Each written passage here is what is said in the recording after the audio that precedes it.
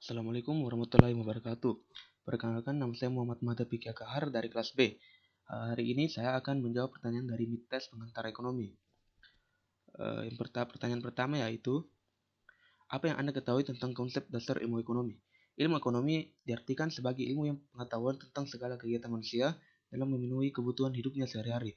Yang kita tahu bahwa manusia itu mempunyai keinginan atau selera yang tinggi dan ingin membeli barang atau jasa. Dengan mempelajari ilmu ekonomi bisa menjadi solusi dan memudahkan kita mendapatkan barang yang diinginkan dengan cara mengatur keuangan kita.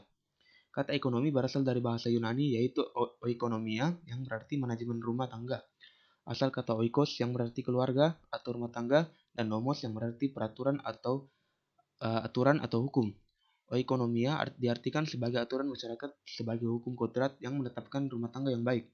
Sedangkan ilmu dalam Kamus Besar Bahasa Indonesia adalah suatu bidang yang disusun secara bersistem menurut metode tertentu yang dapat digunakan untuk menerangkan gejala tertentu di bidang pengetahuan ekonomi itu. Pertanyaan kedua, apa yang Anda ketahui tentang teori permintaan dan berikan penjelasan grafiknya? Teori permintaan adalah teori ekonomi yang menyatakan bahwa harga dipengaruhi oleh banyaknya permintaan yang datang dari masyarakat dan pasar. Karena itulah, ketika permintaan pasar naik, maka harga barang pun juga akan ikut naik. Dan sebaliknya, juga jika permintaan barang turun, maka harga pun juga akan ikut turun. Adapun faktor-faktor yang dapat mempengaruhi permintaan yang terjadi, yaitu harga barang itu sendiri, kedua harga barang lain, ketiga pendapatan konsumen, keempat selera masyarakat, kelima musim atau iklim, keenam jumlah penduduk, dan ketujuh prediksi yang akan datang. Adapun juga schedule permintaan adalah grafik yang memperlihatkan suatu hubungan antara harga barang dan kuantitas yang diminta. Jika harga naik, kuantitas turun, dan sebaliknya. Jika harga turun, maka kuantitas akan naik. Adapun juga contoh seperti pada grafik di atas bahwa ketika harga barang relatif mahal yaitu 10 per unit, maka jumlah barang yang diminta adalah 20 unit. Dan ketika harga barang turun menjadi 20 unit, maka harga barang tersebut akan menjadi naik 100 unit. Pertanyaan ketiga, apa yang Anda ketahui tentang teori penawaran dan analisisnya? Penawaran adalah sesuatu yang ditawarkan ke orang lain untuk dijual dan kemudian hasil penawaran itu akan menghasilkan penawaran. Penawaran itu sendiri akan terjadi jika kesepakatan dan kesesuaian antara harga dan kuantitas barang yang diminta. Penawaran juga adalah keseluruhan jumlah barang dan jasa yang ditawarkan dalam berbagai kemungkinan harga yang berlaku di pasar dalam satu periode tertentu. Analisis penawaran adalah pemeriksaan terperinci atas penawaran barang di suatu pasar. Ini memperhitungkan perubahan dalam faktor-faktor seperti kondisi penawaran, persaingan, permintaan barang, harga input, dan lain sebagainya. Disebut juga dengan analisis pasukan.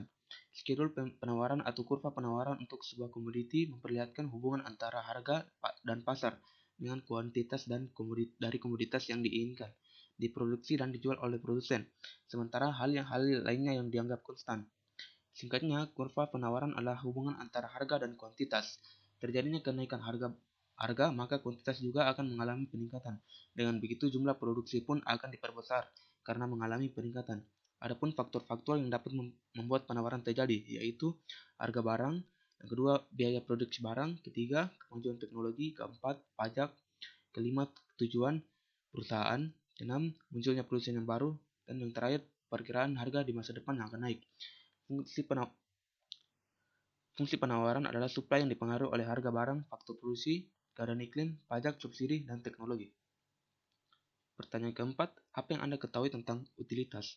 Utilitas dalam bidang ekonomi adalah nilai kepuasan atau manfaat yang diterima seorang konsumen dari suatu barang atau jasa yang ia konsumsi.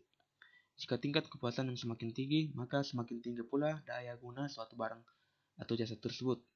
Contohnya seperti ketika kita membeli barang online dan menggunakannya.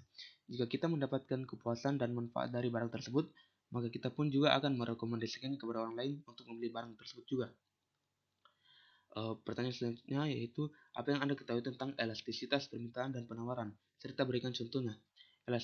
Elastisitas harga adalah bagaimana kuantitas yang diminta atau ditawarkan suatu barang berubah ketika harganya berubah.